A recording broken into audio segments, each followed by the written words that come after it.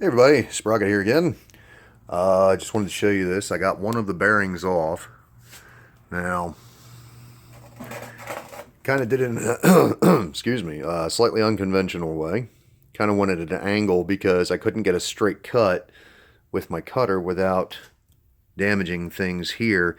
You can see right there, I caught just so on the casting, but over here on the press-on surface, we're okay. I didn't catch anything there. But, well, you can see, there you go, maybe. You can see how it cracked right there in the little crevice. Let's see if I can point it out. Right there where my fingernail is. So basically, I made it thin enough on the inside. This is just a cast piece. And of course, cast is always kind of brittle, but it's also hardened, which makes it even more brittle as far as prone to cracking when you weaken it, which I did. So got it to crack across, and that released the pressure of the press-on onto the shaft here. But first thing, like I said before, you got to cut the bearings off the outside. Let me show you the cage. Oh, on now. So here's my bearing cage. Oop, might not use the wire. So cut that, spread it out, and all the rollers, pulled those out. They're down in my steel bucket. But yeah, so that side's off. Now, to put the new bearings on, I'm going to be using my press over there, because that's going to be safer, we'll put it that way. So I got the other side to get off yet, and then I want to remove the guts on this thing so I can check them out, make sure the clutches for the limited slip part of things is working good. But yeah, show you more when I get there. Alright, so I'd already previously removed, this is kind of a bolt slash pin, I don't have it here with me to show you, but down through here, whoop, here we go, you got this pin goes through, and this is what keeps your spider gears in alignment right in here, which is going to be hard to see because the lighting sucks. But you see the little teeth right there on both sides. It's what keeps those in a line with each other. And then you got your little hole here for the pin that comes down through here. And that keeps that in place and keeps it from twisting and coming out. So the only thing left for me to do is get these springs out of here, which is probably going to be a little tricky because I'm going to have to like pop one, rotate, and what's going to happen is I start pulling them out of here. These things, this is going to start going like squish on one end, but the other end, of course, is still going to be popped. It's going to be a little hairy getting them out and then getting them back in. I think it's going to be a lot harder, but take pictures, make sure you know how it came out. Like in this case, you got the big opening right here. I'm guessing, well, I don't have to guess. I know that's the way that's supposed to be lined up. But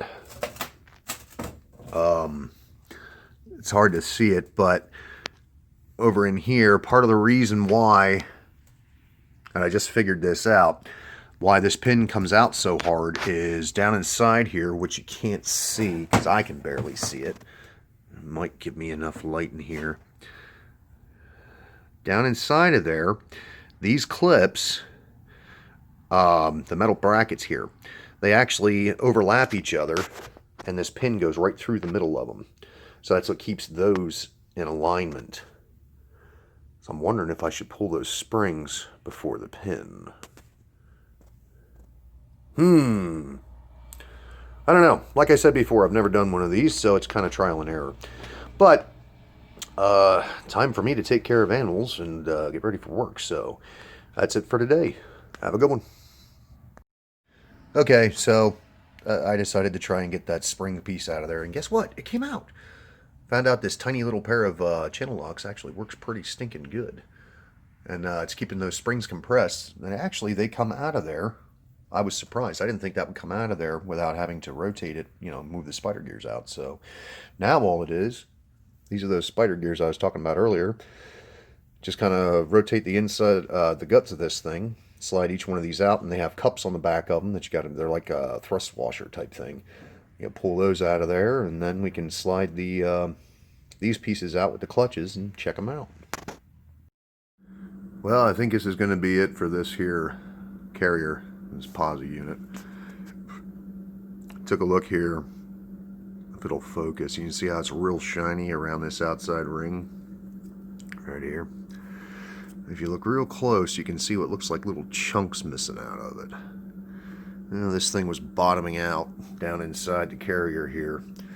So basically put, somebody beat the living crap out of this rear end. I guess my first clue should have been that the bearings were worn and got hot, but had to find out. Sometimes that's what you face when you get stuff at the junkyard. It's 50-50. You might get something good, might get something bad. So, unfortunately for me, this was a wasted venture. Not going to stop me. It's just going to slow me down a little bit. So, anyhow, that's it for this here piece. Have a good one. One more thing I forgot to mention about this. My first video I put out about it, I mentioned that there were clutches in this thing because that's why I thought this was set up. What I found out researching on the internet is that this carrier is it's made by Auburn, so it's not like your typical posi with the clutches down inside. It's, I know this is kind of hard to see, but well, maybe not. You can kind of see it, that they're cone shaped. So basically what it does, you got the spring pressure pushing down on this side, or in this case out. You got this one over here, because these sit inside the carrier like this, and the springs are down in between, and they push out, exert force out on these cones, and these little corkscrew looking things here, I'm guessing, is the wear surface. So when this thing by centrifugal force, which means spinning real fast, pushes out, sorry, get that in the center of the screen here, pushes out, it causes these things to lock in against tapers that are inside of here. Now, part of the reason why I say this thing is junk, which is really hard to see, but down inside here, maybe you can, yeah, see how it looks like it's all scored up and lined up? That's why I said this thing is pretty much junk. The other reason is you can just so see there where my fingertip is, where it's real shiny down inside there. That's where this one, not that one, this one, like I showed you earlier, it's all torn up. This thing was going way too far in, so it's not supposed to go in that far. So I'm thinking this is a wear surface. It kind of looks like you could replace it, you know, because it's pressed on, but it's not worth my time because I would literally have to replace all the guts. If you look here on these teeth, let's see, is this the one that's real bad? No, not this one. I think. One of these two spider gears I was looking at, and it was all chewed up. And now I can't find it. Well, you can kind of see it here on this one, maybe. I got glare galore. Little dot right there. That's where this thing is starting to come apart. The metal's starting to flake out of it. That's not a good thing. Now, where's the one that I saw that was real bad? I could have sworn when I was looking at this. Oh, here we go. Here's some of them. You can see right there on the ends, if this thing will focus. Oh, focus. Hello, right here. It doesn't want to focus on them. But either way, down at the tips of these teeth, they're all starting to break apart. So that's another reason why I said this thing is junk, because somebody just beat the living tar out of it, didn't care, didn't change the fluid, whatever the case may be. But that's the risk I took getting it out of a Camaro.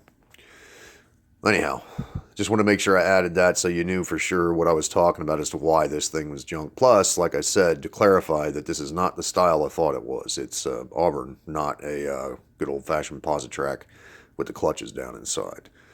So anyhow, have a good one.